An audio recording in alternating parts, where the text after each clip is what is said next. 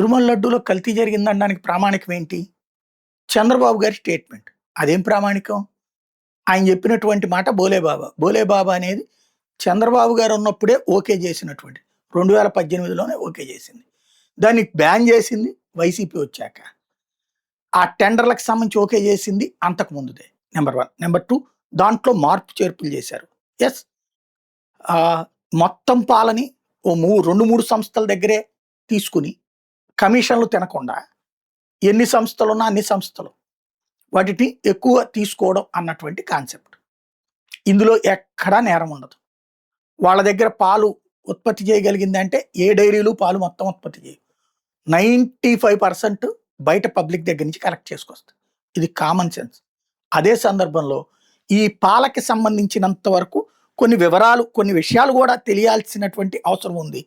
ఆ విషయాల్ని సరిగ్గా అడిగారా, అర్థం చేసుకున్నారా లేదా అన్నది ఇంకొక $1 మిలియన్ ప్రశ్న. ఎందుకంటే నెయ్యిలో కెమికల్ కలిపితే స్పాట్లోనే పడిపోతారు, కలిపేవాడే పోతాడు. ఫ్యాక్టరీలో నెయ్యి ఇంట్లో లాగా చేయరు. సోడియం హైడ్రాక్సైడ్ లేకపోతే సోడియం కార్బోనేట్ అనే కెమికల్స్తో pH అడ్జస్ట్ చేస్తారు. అప్పుడు వెన్న సెపరేట్ చేస్తారు. ఏ డైరీలోనైనా అదే పరిస్థితి ఉంటుంది. ఇప్పుడు హెరిటేజ్ వాళ్ళు మళ్ళీ అలా కాకుండా ఏమైనా చేస్తున్నారని తెలియదు.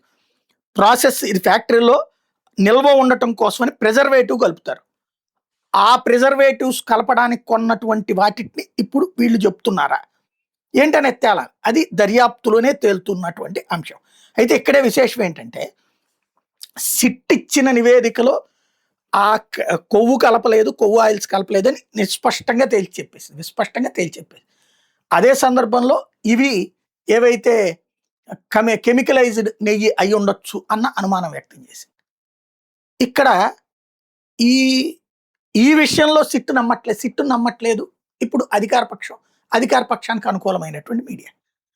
చివరికి సిట్టు కూడా తనకి తాను నువ్వు తప్పు చేసినోడిని అరెస్ట్ చేయాలి తప్పించి తప్పు చేసినోడి మీద డిసిప్లినరీ యాక్షన్ తీసుకోమని చెప్పేసి నువ్వెవడు లేఖ రాయడానికి? నీకు సిట్ అనేది లా అండ్ ఆర్డర్ ప్రకారం ఇచ్చారు. నువ్వు చేయాల్సిందేంది? తప్పు చేసినోడిని తీసుకెళ్ళి బొక్కలోది. అలా కాకుండా వాళ్ళ మీద శాఖాపరమైన చర్య తీసుకోమని వీళ్ళకి నివేదిక పంపించడం ఏంటి? ప్రభుత్వానికి లేఖ రాయడం ఏంటి? ఆ ఆదేశాలు కోర్టు ఇవ్వాలి. అంటే ఇక్కడ సిట్ కూడా దారి తప్పిందా? చర్చ జరగాల్సిన అంశం.